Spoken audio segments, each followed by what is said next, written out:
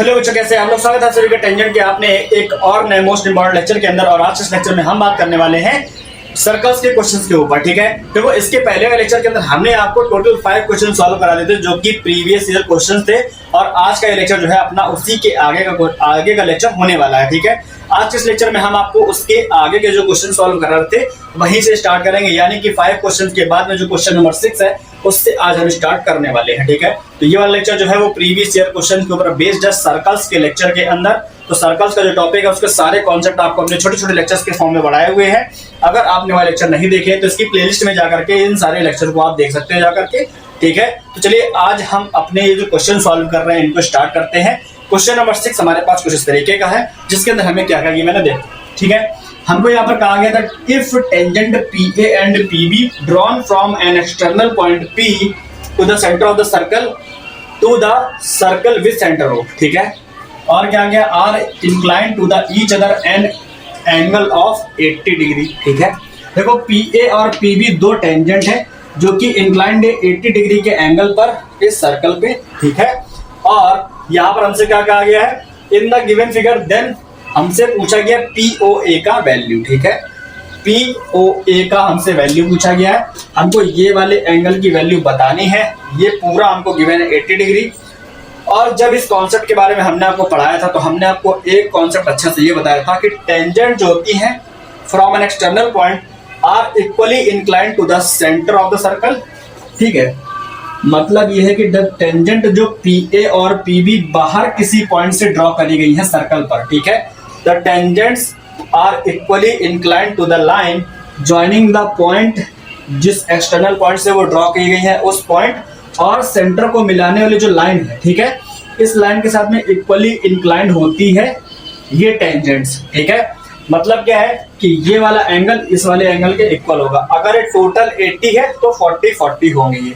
ठीक है, ये मेरे कहने का मतलब है। ठीक है, तो हम यहाँ पर लिखेंगे क्या कि एंगल APO जो है, ठीक है, एंगल APO जो है वो BPO के इक्वल होगा, BPO के इक्वल होगा। रीजन में हम यही लिखेंगे क्या कि the tangents are equally inclined to the line joining the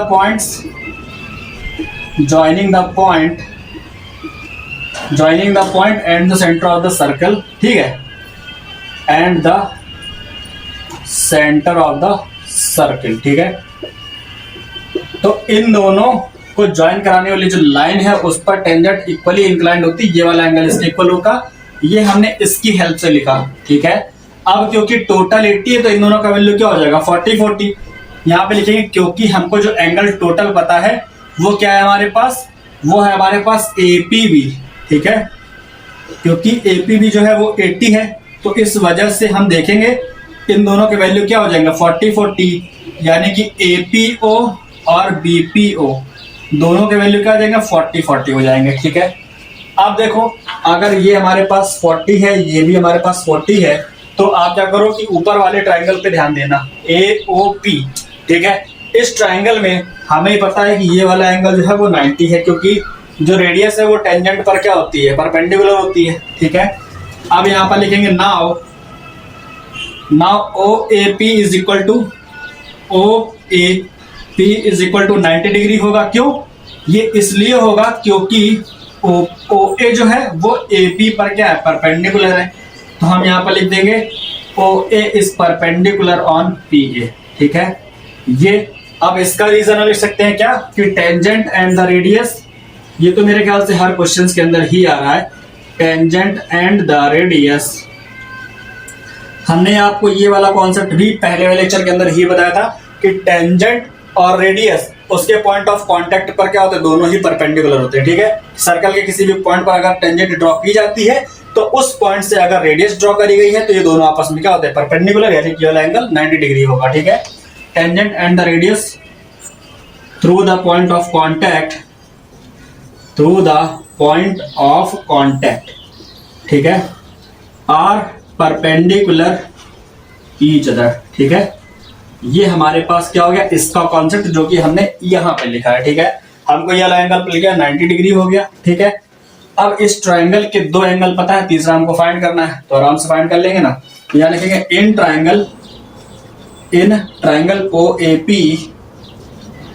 OAP sum of all angles of a triangle हम नोट करेंगे यहाँ पर। तो OPA प्लस PAO और प्लस AOP, ठीक है। ये जो हमको फाइंड करना है, तो ये तीनों, इन तीनों का सम 180 हो जाएगा, ठीक है। तो यहाँ पे लिखेंगे क्या, OPA यानी कि ये वाला एंगल, उसके बाद APO मतलब यही वाला तो था, अब इसके बाद PAO इसकी बात करेंगे, ठीक है, प्लस PAO और उसके बाद ये वाला जो सेंटर में जिसकी वैल्यू फाइंड करनी POA, ठीक है। इन तीनों का सम क्या हो जाएगा 180। यहाँ पे साइड में इसका रीजन लिख देंगे sum of all angles of a triangle, ठीक है, all angles of a triangle, ये हो गया। अब देखो इसमें से हमको दो की वैल्यू पता है, ठीक है, किसकी किसकी पता है, एक तो हमें APO की पता है, ठीक है, तो APO ये है हमारे पास, OAP हमारे पास ये है, ठीक है। इसका वैल्यू हमें फाइंड करने के लिए कहा गया है, इसका है क्या, इसका है 90, इसका है 40, तो यहाँ लिख दो 40 plus 90 plus POA is equal to 180। अब POA यहाँ बचेगा सिर्फ, ठीक है, तो यहाँ पर लिखेंगे angle POA is equal to 180 minus ये देखो 9 और 90 और 40 130 हो गया, उधर ले जाओगे तो माइनस का 130 सब्ट्रैक्ट कर दोगे कितना आ जाएगा 180 माइनस 130 50 हो जाएगा, ठीक है। तो ये हमारे पास आ गया POA is equal to 50 degree, ये हमारे पास आंसर है इस वाले क्वेश्चन का, ठीक है। तो इस तरीके से किया जाएगा क्वेश्चन हमारा ये वाला सॉल्व। इजी था, ज्यादा टफ नहीं है, बस थोड़ा सा बेसिक वाले कॉन्सेप्ट पर डिपेंड है, ठीक है। हमारे पास जो angles in the alternate segments वाले कॉन्सेप्ट थे उसके क्वेश्चन हमने इसके पहले लेक्चर के अंदर किए हुए थे, ठीक है। अब हमारे पास क्या है, ये बेसिक कॉन्सेप्ट वाला क्वेश्चन है जो कि जो कि सर्कल्स के अंदर हमारी प्रॉपर्टीज सारे इसके अंदर अप्लाई हो रही है। इस तरह के क्वेश्चन हमारे पास अब आ रहे हैं, ठीक है। और ये जो क्वेश्चन हम आपको करा रहे हैं 2025 बोर्ड्स में पूछे गए क्वेश्चन है जो कि इंपॉर्टेंट है, ठीक है। तो ये था हमारे पास पहला क्वेश्चन। अब आते हैं इसके सेकंड क्वेश्चन पर, देखते हैं कि वो किस तरीके का, ठीक है। तो उसके लिए पहले हम इसको यहाँ से हटा देते हैं। मेरे ख्याल से अगर आप लोगों को समझ में आ गया है, आप लोगों ने देख लिया, कहीं पे कोई डाउट मेरे ख्याल से नहीं रहा होगा, क्योंकि हर एक चीज का यहाँ पर रीजन हमने लिख रखा है, ठीक है। तो अब इसको हटाते हैं, नेक्स्ट क्वेश्चन पर आते हैं, ठीक है। तो देखिए आज के इस लेक्चर का क्वेश्चन नंबर सेकंड हमारे पास कुछ इस तरीके का है जो कि यहाँ पर हमें गिवन है कुछ इस फॉर्म में, ठीक है। अब देखो इस वाले क्वेश्चन के अंदर हमसे क्या कहा गया है in the given figure O is the centre of the circle and BCD is tangent. तो ये जो BCD दिख रही है आपको, ये क्या है, ये इसकी टेंजेंट है, एंड और क्या कहा गया, पॉइंट C पर इसके टेंजेंट है। तो हमको प्रूफ करना है कि BAC plus ACD is equal to 90 है ना। BAC मतलब ये वाला एंगल प्लस ACD मतलब ये वाला, ठीक है। तो इसका और इसका सम जो है वो हमको 90 प्रूफ करके लाना है, ये हमसे कहा गया है इस वाले क्वेश्चन के अंदर, ठीक है। तो देखो यहाँ पर क्या होगा कि हमारे पास एक कॉन्सेप्ट काम आएगा, वो ये है कि ये जो आपको ये दिख रहा है O से लेकर के C तक, ये जो OC हमने यहाँ पर ज्वाइन कराया है, ये जो OC है ये क्या है, ये इसकी रेडियस है सर्कल की, और रेडियस जो होती है पॉइंट ऑफ कांटेक्ट पर उस टेंजेंट से क्या होती है, परपेंडिकुलर होती है, ठीक है। तो यहाँ पर हम इसी कॉन्सेप्ट को लिखेंगे क्या, कि हमारे पास जो एंगल OCD है ये 90 होगा, OCD इज इक्वल टू 90 होगा। क्यों होगा, क्योंकि टेंजेंट एंड द रेडियस, ठीक है, tangent and the radius through the point of contact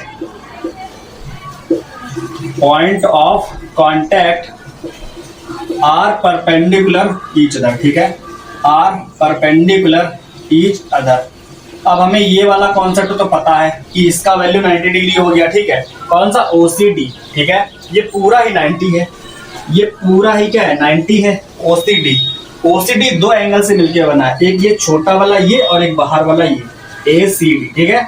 तो OCA और ACD इससे और इससे मिलकर बना है बड़ा वाला, ठीक है। तो हम इसकी जगह पे लिखेंगे क्या, इसकी जगह पे लिखेंगे OCA plus ACD is equal to 90 हो जाएगा, क्योंकि ये जो बड़ा वाला एंगल है जो 90 है वो इन दोनों से बना हुआ है। इसको हम मान लेंगे क्वेश्चन फर्स्ट, और इसकी जरूरत हमको आगे पड़ेगी, ठीक है। अब आप लोग ये जानो कि ये जो OA है ये भी रेडियस है, OC भी रेडियस है, ठीक। और ट्रायंगल OAC की अगर हम बात करें तो अगर दो साइड्स इक्वल है तो उसके अपोजिट एंगल्स भी इक्वल होते हैं, ठीक है। यानी कि ये वाला एंगल इस वाले एंगल के इक्वल हो जाएगा, है ना। देन हम क्या लिखेंगे, हम यहाँ पर लिखेंगे कि OA is equal to OC होगा, क्योंकि रेडियस ऑफ द सर्कल है। Radius of the circle, circle की रेडियस जो है वो तो हर जगह पर इक्वल होगी, इस वजह से इक्वल है, ठीक है। इस वजह से OAC जो है वो OCA के इक्वल होगा, ठीक है भाई। OAC ये वाला एंगल, OCA ये वाला एंगल इक्वल, क्योंकि इस ट्राइंगल के अगर दो साइड इक्वल है तो दो अपोजिट एंगल्स इक्वल होंगे, ठीक है।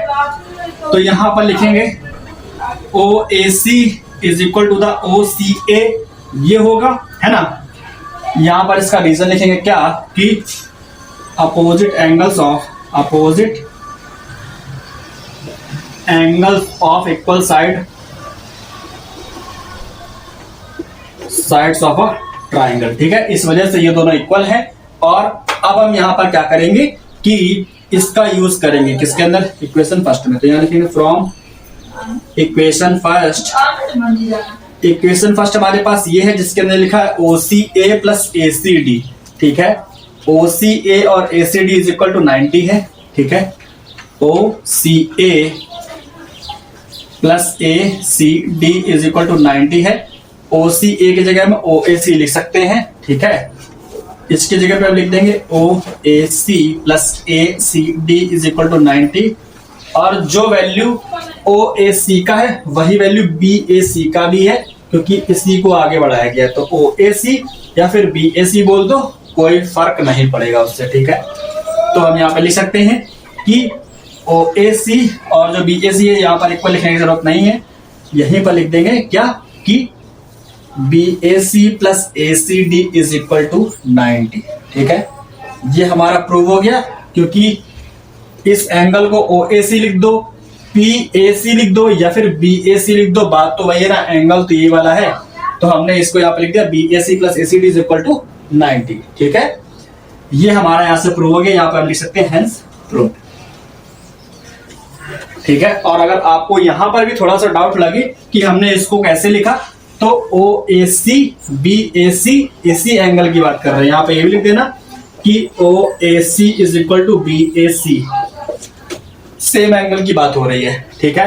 तो इसका और इसका सम हमें 90 लेकर के आना था, हमने इसको सॉल्व करके इस तरीके से 90 ला करके दिखा दिया, ठीक है। क्यों, ये पूरा 90 था जो कि इसके और इसके सम से बना था। अब ये दोनों इक्वल हैं, ठीक है। तो इसका और इसका सम 90 था, तो इसका और इसका सम भी 90 हो गया। हमने इस तरीके से प्रूफ किया इसको, ठीक है।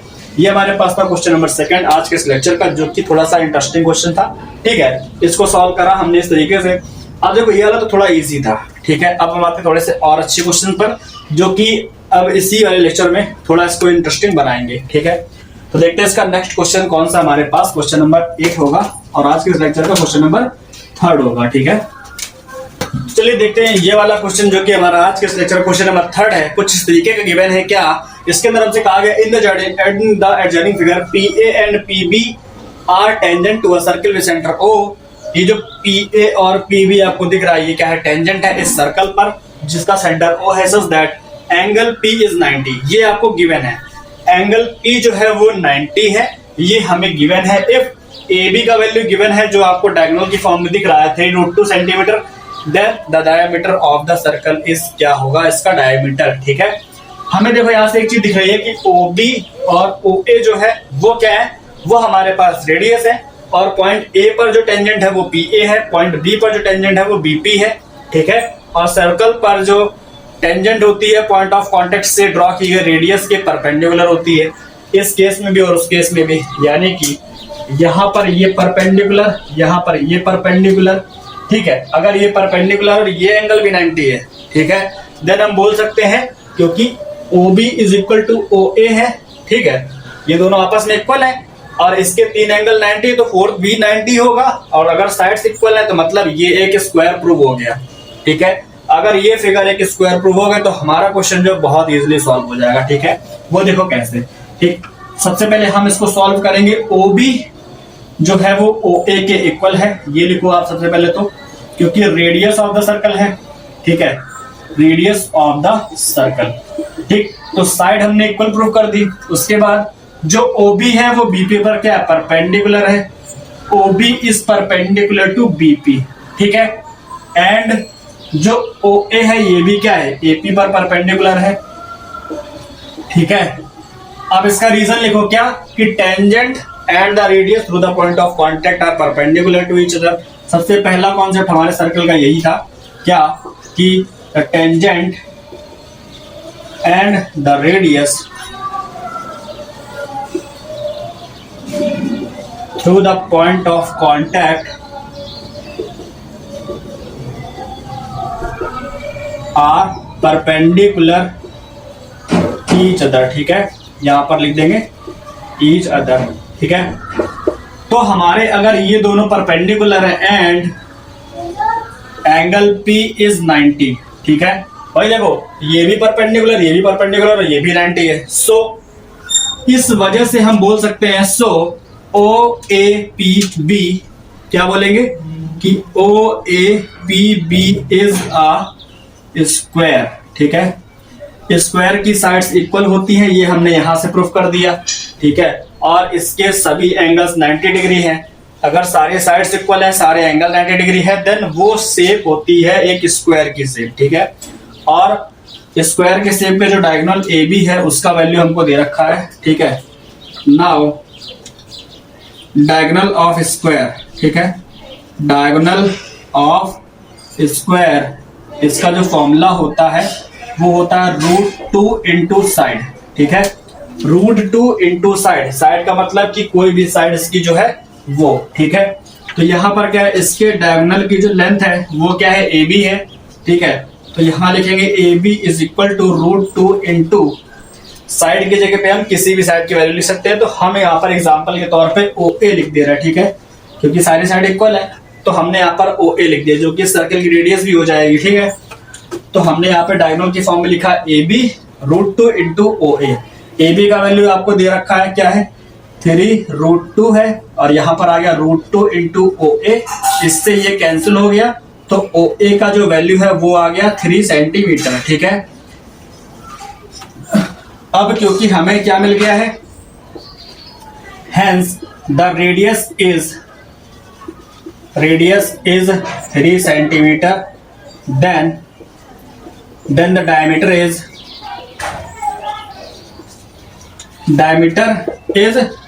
क्या हो जाएगा, रेडियस का डबल, यानी कि 6 सेंटीमीटर। ये है इस वाले क्वेश्चन का आंसर, जिसको हमने इस तरीके से किया है सॉल्व, ठीक है। अब ये हमारा जो है इस वाले लेक्चर क्वेश्चन नंबर 3 था। हमारे पास काफी इजी क्वेश्चन होंगे, 3 क्वेश्चन हमने करे जो कि तीनों ही हमारे पास इजी थे, ठीक है। अब हमारे पास जो इसके बाद क्वेश्चन आने वाला है वो थोड़ा सा इंटरेस्टिंग है, आपको थोड़ा सा सोचना होगा उसके अंदर उसको सॉल्व करने के लिए। लेकिन उसके अंदर जो कॉन्सेप्ट है, जो हम यहाँ पर टेंजेंट के कॉन्सेप्ट अप्लाई कर रहे हैं, यही वाले कॉन्सेप्ट अप्लाई होंगे उसके अंदर भी, ठीक है। तो ये वाला क्वेश्चन था, थोड़ा छोटा सा क्वेश्चन, ज्यादा लेंदी नहीं है। जो कुछ भी बताया गया मेरे ख्याल से आप लोगों को परफेक्टली समझ में आया होगा, ठीक है। तो चलिए अब ये वाले क्वेश्चन को हटाते हैं, यहाँ से आते हैं नेक्स्ट क्वेश्चन पर, देखते हैं कि उसके अंदर क्या है। अगर आप नोट करना चाहते हो तो इसको नोट कर सकते हो और इसको सॉल्व भी कर सकते हो। तो ये है हमारे पास आज का क्वेश्चन नंबर 4, जिसको हम कुछ इस तरीके से देखते हैं। यहाँ पर क्या गिवन है, 2025 बोर्ड में पूछा गया एक लॉन्ग क्वेश्चन है। ये जो हमारा क्वेश्चन है ये लगभग 4 मार्क क्वेश्चन है, ठीक है। देखो इसके अंदर क्या कहा गया, prove that the opposite sides of a quadrilateral circumscribing a circle subtend supplementary angles at the centre of the circle, ठीक है। ये हमसे कहा गया, मतलब क्या है कि एक सर्कल को सर्कमस्क्राइब किया गया है, मतलब एक क्वाड्रिलेटरल को सर्कमस्क्राइब किया गया। सर्कमस्क्राइब करने का मतलब है कि सर्कल के ऊपर क्वाड्रिलेटरल है, ठीक है। अब यहाँ पर क्या गया, subtend supplementary angle at the centre of the circle, मतलब उसकी जो साइड्स है, कौन सी साइड्स, अपोजिट साइड्स, ठीक है। अब यहाँ पर देखो इसका डायग्राम जो है कुछ इस तरीके से बनेगा कि एक सर्कल है, ये एक क्वाड्रिलेटर है जो कि सर्कमस्क्राइब किया गया है, मतलब क्वाड्रिलेटरल की सभी साइड्स इस सर्कल को टच करते हुए जाती हैं, ठीक है। तो हमें यहाँ पर एक क्वाड्रिलेटर इस तरीके का बनाना है जिसकी सारी साइड्स इस सर्कल को टच कर रही हो। इसको नाम देना है ABCD नाम दे दो, ठीक है, ABC और D, और जिस पॉइंट पर ये टच कर रहा है इसको भी नाम दो PQRS, PQRS, एंड इसका सेंटर जो है उसको लेट करेंगे कि O है, ठीक है। इस वाले क्वेश्चन को हमें क्या करना है, प्रूफ करके लाना, तो हम इसको थ्योरम की फॉर्म में सॉल्व करेंगे, ठीक है।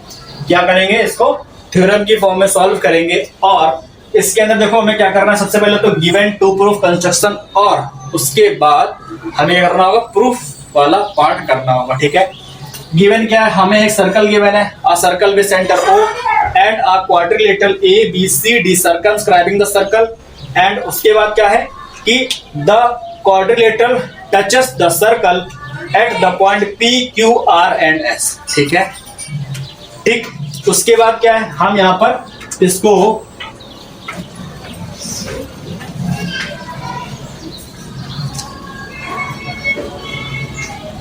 इसके पॉइंट A से हमने सेंटर को ज्वाइन करा दिया, मतलब सभी पॉइंट्स को क्या करेंगे, सेंटर से ज्वाइन कराते हुए हम जाएंगे।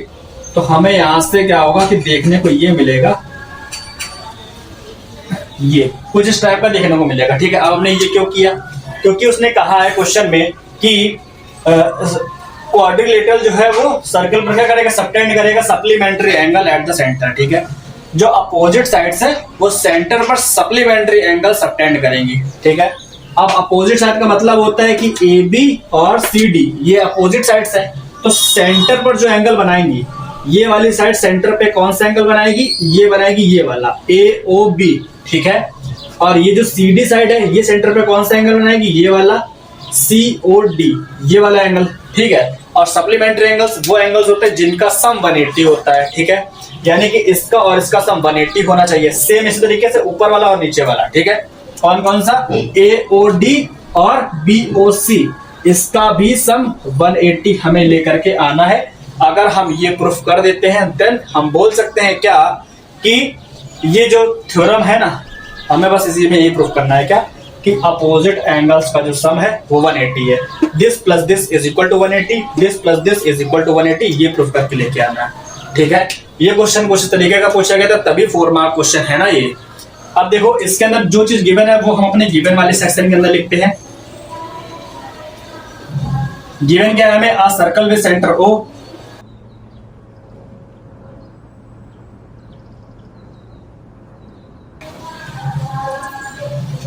and a quadrilateral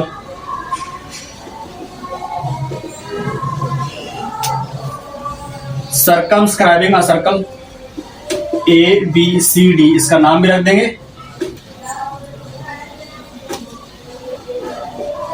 circumscribing the circle and the quadrilateral touches the circle at P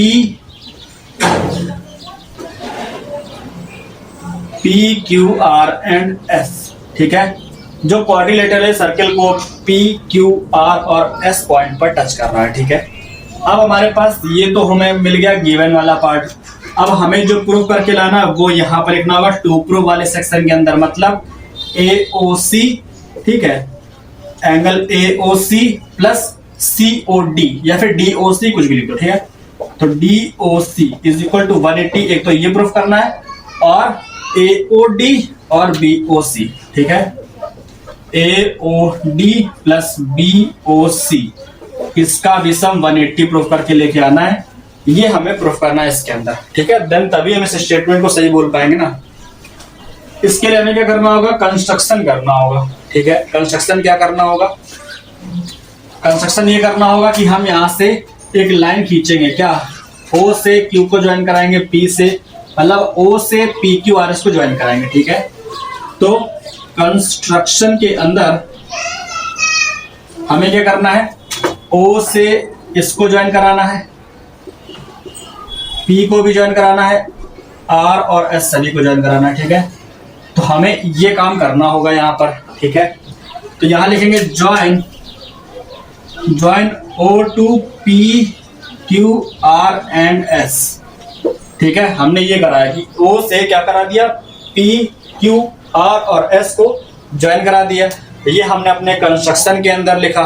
ठीक है, अब देखो हम क्या करेंगे, अब हम यहाँ पर एक चीज बोल सकते हैं क्या, देखो हमने क्या किया था, जब आपको किसी एक्सटर्नल पॉइंट से टेंजेंट वाला कॉन्सेप्ट पढ़ाया था तो ये बताया था कि अगर किसी एक्सटर्नल पॉइंट से टेंजेंट ड्रॉ की जाती है, ठीक है, क्या करी जाती है, टेंजेंट ड्रॉ की जाती है, देन वो सेंटर पर इक्वल एंगल सबटेंड करते हैं। ठीक है, मतलब क्या है कि ये जो पॉइंट बी है, जो बी से टेंजेंट ड्रॉ करी गई है, तो पॉइंट बी और सेंटर को जो ज्वाइन कराने वाली लाइन है, ठीक है, तो टेंजेंट क्या करती है, सेंटर पर जो इक्वल एंगल सबटेंड करती है, मतलब ये वाला एंगल इसके इक्वल होता है।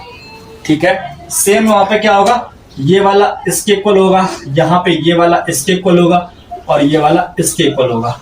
ठीक है, इन सभी एंगल्स को हम नाम दे देंगे। फॉर एग्जांपल हम देखो यहाँ पर क्या लिखेंगे कि ये हो गया एंगल 1 2 3 4 5 6 7 और 8, जो आपस में इक्वल है उनको हमने साथ में रखा। जैसे 1 और 2 इक्वल है, 3 और 4 इक्वल है, 6 और 5 इक्वल है, 7 और 8 इक्वल है। ठीक है, तो हमने इस तरीके से इनको नाम दे दिया। ये आपको डायग्राम में ही करना होगा। ठीक है, तो ये हमारे पास हो गया।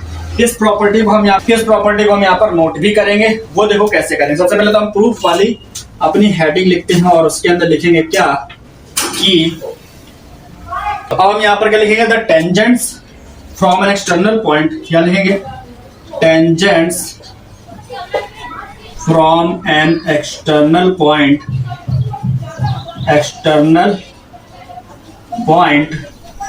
सबटेंड इक्वल एंगल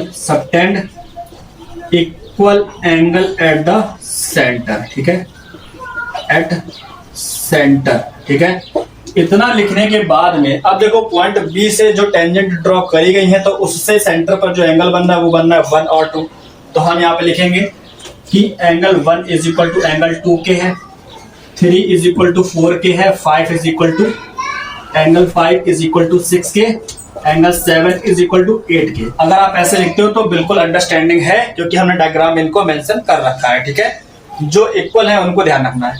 इस पॉइंट से ये दोनों टेंजेंट, ये लाइन है तो ये दोनों इक्वल, ये लाइन है तो ये दोनों इक्वल, ये लाइन है तो ये दोनों इक्वल, ये वाली लाइन है तो ये दोनों इक्वल। ठीक है, यहां तक इतना काम हो गया। ठीक है, अब जो चीज हमें प्रूफ करनी है ना, इसको साइड में लिख के रख लेते हैं, बाकी सब हटा देते हैं। ठीक है, क्योंकि हमको अभी जगह चाहिए ना इसको प्रूफ करने के लिए। ठीक है, तो हम क्या करेंगे, सिंपली इस चीज को वहां पर नोट कर लेते हैं और ये सब हटा देते हैं, ताकि हमारे पास थोड़ा सा स्पेस आ जाए।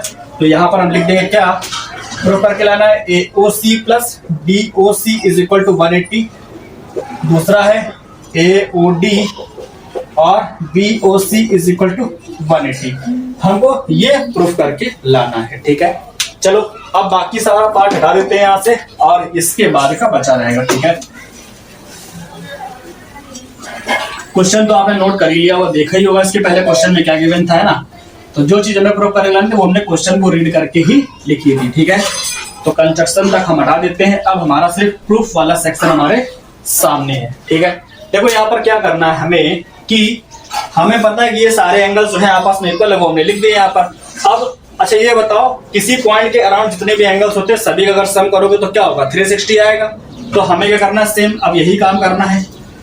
अब हम क्या करेंगे, लिखेंगे कि 1 एंगल, सभी सारे एंगल लिखो, ये जो 1 2 3 4 5 7 8 लिखे ना, तो एंगल 1 2 प्लस 3 प्लस 4 5 6 7 प्लस 8। ठीक है, इन सभी का जो सम है वो क्या हो जाएगा, 180 हो जाएगा।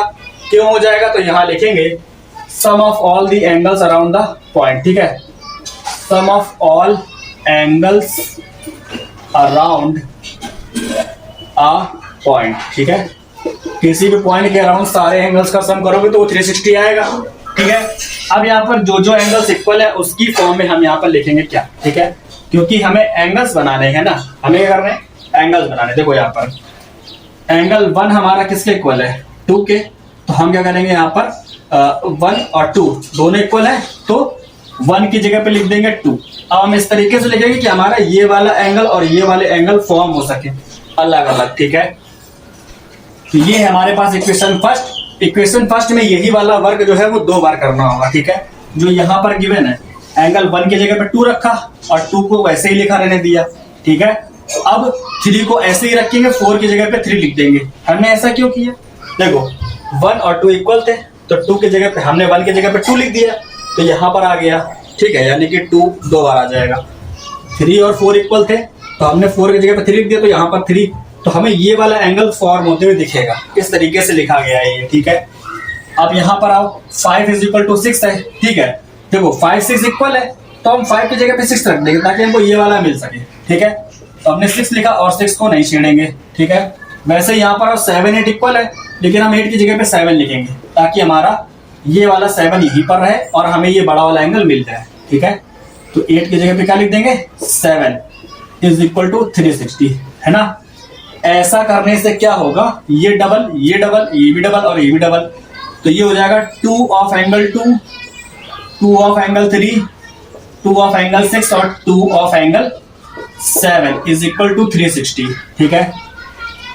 2 कॉमन कर लो सभी में से, हमने अगर 2 कॉमन कर लिया तो एंगल 2 प्लस एंगल 3, अरे रूट लगा दिया, एंगल 2 प्लस एंगल 3 आ जाएगा, प्लस एंगल 6 और एंगल 7, एंगल 6 प्लस एंगल 7। ये हमने ब्रैकेट में क्यों लिखे, ताकि हम इनको अलग अलग एंगल्स की फॉर्म में नोट कर सकें। 2 से 360 को कैंसिल करोगे तो 180 आएगा, ठीक है। रूट 2 और रूट 2 कह रहे हैं, एंगल 2 और 3 क्या बना रहे हैं, BOC, ये वाला एंगल फॉर्म कर रहे हैं ना, BOC, 2 और 3 BOC बना रहे हैं, ठीक है। तो यहां पर हम क्या लिखेंगे कि ये हो गया हमारे पास BOC और 6 और 7 क्या बना रहे हैं, 6 और 7 ये 6 और ये मिलके बना रहे हैं हमारे पास AOD, ठीक है। क्या बना रहे हैं, AOD वाला एंगल फॉर्म कर रहे हैं, ठीक है। तो ये हो गया हमारे पास BOC plus AOD is equal to 180, ठीक है। तो ये हमारा एक पार्ट जो है वो प्रूफ हो गया, ठीक है।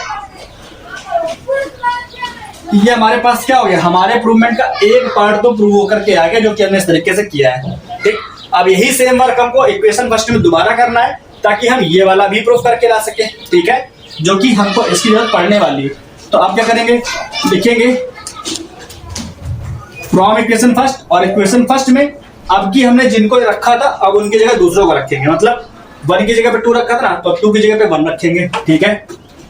तो यही वाली इक्वेशन के अंदर हमें क्या करना है, 1 को वैसे ही लिखना है, 2 की जगह पे 1 लिखना है। अब 3 की जगह पे 4 रखेंगे और 4 वैसे ही रहेगा, ठीक है। अभी क्या था, 5 की जगह पे 6 रखा था ना, तो 5 को वैसे ही रखो, 6 की जगह पे 5 रख दो।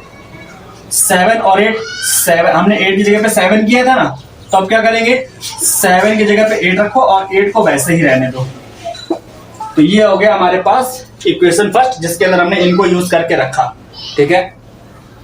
तो अब यहां देखो क्या होगा कि ये double of angle first, double of angle 4, double of 5, double of 8, ये हो गया ना, ठीक है। हमें देखो 1 और 8 से मिलेगा ये वाला एंगल, ठीक है। 4 और 5 से मिलेगा, 4 और 5 से मिलेगा ये वाला एंगल, ठीक है। यानी कि AOC और DOC ये दोनों मिल जाएंगे, ठीक है। तो बस इसको सॉल्व कर लो, ठीक है। अगर आप यहां पर बताना चाहते हो कि ये कहां से रखा है, तो इस पूरे को एक इक्वेशन A मान लेना और यहां पर बगल में लिख देना फ्रॉम इक्वेशन A, ठीक है, फ्रॉम A ऐसे लिख देना, ठीक है। ऐसे लिख दोगे तो आपको कभी भी कंफ्यूजन ना होगा, हमने इसकी हेल्प से ये लिखा है, ठीक है। ये हो गया double of angle 1 plus double of angle 4, ठीक है। 8 को 1 के साथ में भी लिख देंगे, डबल ऑफ एंगल 5 फिर double of angle 8 is equal to 360, ठीक है। ये नीचे का पार्ट हटा देते हैं क्योंकि आप लोग जानते हो कि angle from an external tangent from an external point subtend equal angle at the centre, ये हमारे पास थ्योरम थी जिसकी हेल्प से हमने ये लिखा था, ठीक है। तो अब हम इसको हटा देते हैं क्योंकि इसका यूज भी हमने कर लिया 2 जगह, ठीक है।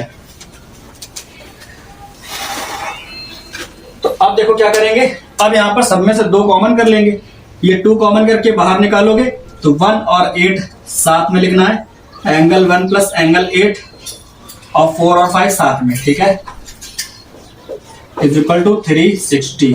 इस 2 से 360 कट करोगे 180 आएगा, और ये वाला जो एंगल है ये हमको 1 और 8 हमको AOB दे देगा। कौन सा एंगल, AOB प्लस 4 और 5 कौन सा देंगे, 4 और 5 ये हमको DOC वाला एंगल देंगे, तो DOC इज इक्वल टू 180 आ गया, और ये हमारा सेकंड वाला पार्ट भी प्रूव हो गया, तो यहां लिखेंगे हेंस प्रूव्ड, ठीक है। मतलब कि opposite angles of a quadrilateral circumscribing the circle subtend supplementary angle at the centre, ये हमारा क्वेश्चन था जिसको हमने इस फॉर्म में सॉल्व किया है। BOC और AOD, BOC AOD ये दोनों का सम 180, ये हमने प्रूफ कर दिया पहला, जो कि यहाँ पे था, ट्रू प्रूफ वाला ये तो लिखा हमने, और AOC और DOC इज इक्वल टू 180 लाना था, यानी कि इन दोनों का सम 180, जो कि हमने यहाँ प्रूफ कर दिया, ठीक है। तो इस तरीके से होगा ये वाला क्वेश्चन सॉल्व, जो कि थोड़ा सा अच्छा और बढ़िया क्वेश्चन था। ठीक है, तो ये था हमारा आज का लेक्चर, जिसके अंदर हमने 4 क्वेश्चन सॉल्व किए। 4 में से हमारे पास 3 इजी क्वेश्चन थे और ये वाला थोड़ा बढ़िया क्वेश्चन था। ठीक है, अच्छा क्वेश्चन था, सॉल्व करने में भी अच्छा लगा। मेरे ख्याल से आप लोगों को भी ये वाले क्वेश्चन अच्छे लगे होंगे। सारे के सारे क्वेश्चन 2025 बोर्ड्स में पूछे गए क्वेश्चन है और ये वाला क्वेश्चन बी बोर्ड में पूछा गया है। ठीक है, इसीलिए यहाँ पर आपको कराया गया ये वाला क्वेश्चन। ठीक है, तो अगर आपको ये वाले क्वेश्चन अच्छे लगे तो अपने दोस्तों के साथ में शेयर कर दो जो आपके साथ में बोर्ड्स की तैयारी कर रहे हैं। ठीक है, अगर अच्छे लगे हैं तो चैनल सब्सक्राइब जरूर करना, वीडियो को लाइक, दोस्तों के साथ में शेयर कर दो ताकि उनको भी ये क्वेश्चन पढ़ने को मिले और वो लोग भी इसको देख सके। अगर आपको सॉल्यूशन का मेथड इजी लगता है तो और भी नए इसके लेक्चर बनेंगे। इसके नेक्स्ट वाले लेक्चर के अंदर हम इसके आगे के और भी क्वेश्चन सॉल्व करने वाले हैं। ठीक है, अभी तक हमारे पास जो क्वेश्चन सॉल्व हुए हैं वो टोटल नंबर ऑफ क्वेश्चन 9 थे। ठीक है, ये हमारे पास क्वेश्चन नंबर 9 था। अब क्योंकि लेक्चर जो है हमारा काफी लेंदी होता जा रहा है तो हम इसको और लेंदी नहीं करेंगे। क्वेश्चन नंबर 9 के बाद के जो क्वेश्चन है इसको हम करेंगे इसके नेक्स्ट वाले लेक्चर के अंदर। ठीक है, तो आज का लेक्चर यहीं पे खत्म करते हैं, मिलते हैं इसके नेक्स्ट लेक्चर में नए क्वेश्चन के साथ में। तब तक गुड बाय, टेक केयर, करो और पढ़ते रहो, बोर्ड्स की तैयारी करते रहो।